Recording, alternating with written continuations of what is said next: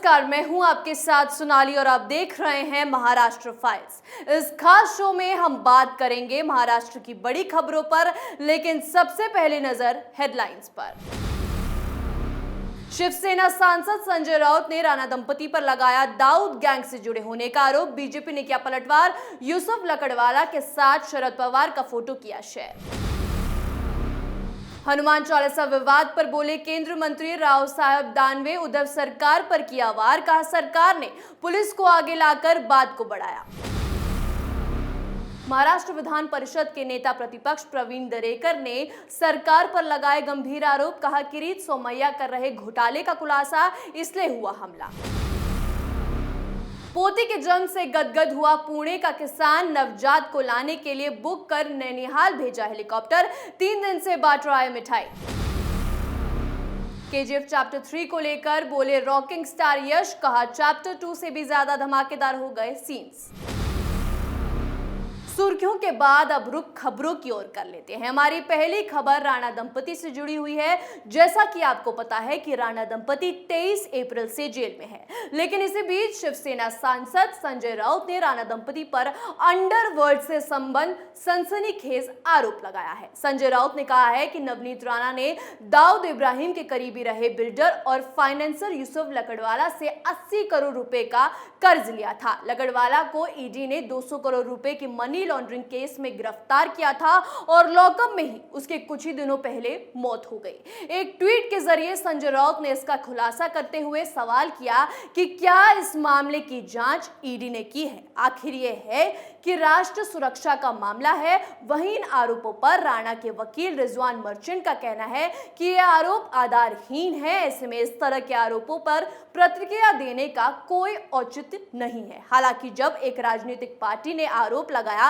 तो दूसरी पार्टी कहां चुप रहने वाली थी। तो लगे हाथों बीजेपी के नेता मोहित कंबोज ने मोर्चा संभाला और शिवसेना पर हमला बोला। कंबोज ने एक ट्वीट किया जिसमें एनसीपी प्रमुख शरद पवार यूसुफ लकड़वाला के साथ दिखाई दे रहे थे। इसके साथ ही उन्होंने संजय राउत से सवाल किया कि अब इस पर उनका क्या कहना है। दाऊद इब्राहिम के गुर्गों का क्या संबंध है पवार साहब के साथ। इसके साथ ही एक दूसरा ट्वीट उन्होंने किया जिसमें देश के पूर्व प्रधानमंत्री राजीव गांधी यूसुफ लकड़वाला के साथ दिखाई दे रहे हैं। इसके साथ ही कैप्शन में लिखा गया कि दाऊद इब्राहिम के सभी गुर्गे एक साथ। संजय राउत ने सोचा होगा कि वो नवनीत राणा और रवि राणा पर डी कंपनी के संबंध दिखाएंगे तो उनकी मुश्किलें बढ़ जाएंगी, लेकिन शायद ही कभी उन्होंने ऐसा सोचा होगा कि उनका छोड़ा तीर उन्हीं को आकर ले डूबेगा। उन्होंने एक लिस्ट दिखाई तो बीजेपी ने फोटो का आग बना ली। अब देखने वाली बात यह होगी कि आखिर ये राजनीति किस ओर बैठती है। अब अगली खबर का रुख कर लेते हैं। हमारी अगली खबर हनुमान चालीसा विवाद से जुड़ी हुई है।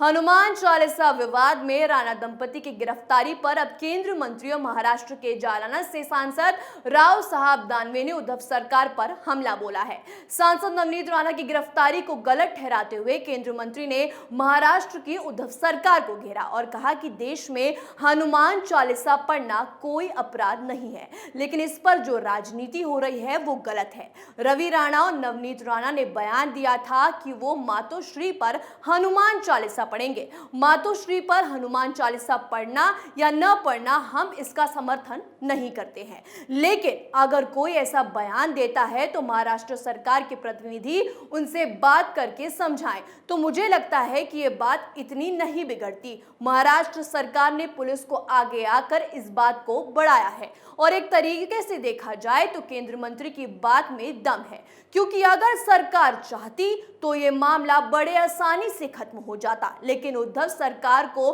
फिर राजनीति करने का मौका कहां मिलता, अपना शक्ति प्रदर्शन करने का मौका कहां मिलता। कैसे उद्धव सरकार ये दिखलाती कि वो सत्ता में है। बहरहाल जो भी हो, अब देखने वाली बात ये होगी कि आखिर ये विवाद क्या नया मोड़ लाता है।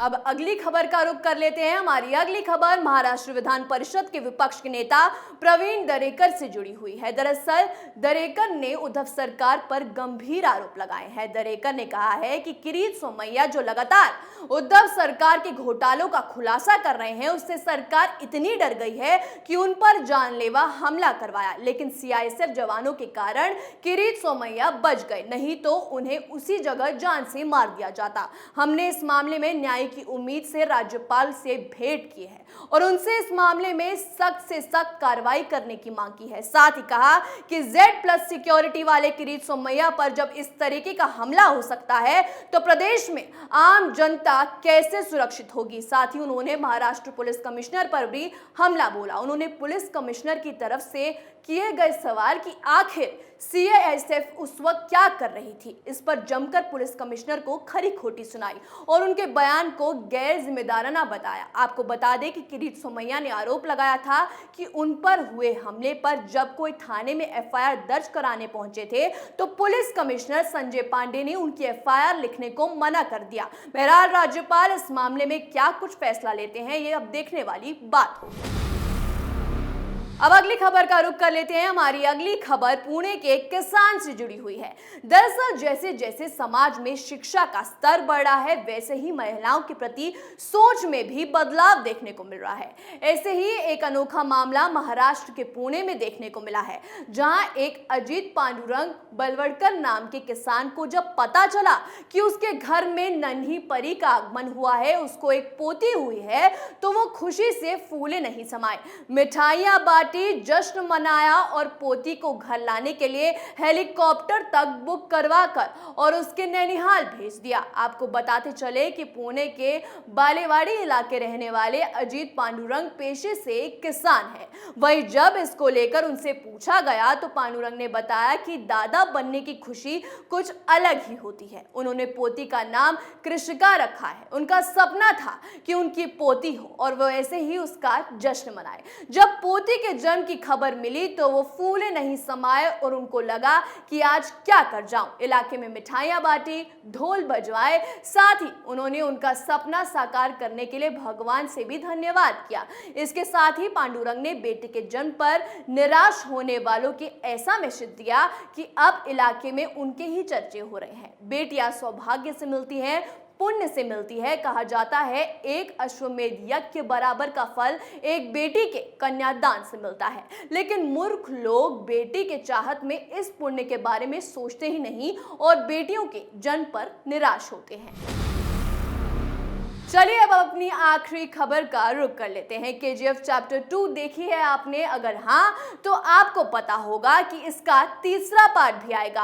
अब आप सोच रहे होंगे कि ये तो आपको पता ही है, तो हम इसमें क्या नया बता रहे हैं। तो अरे जनाब धीरज रखिए, पहले पूरी खबर तो सुन लीजिए।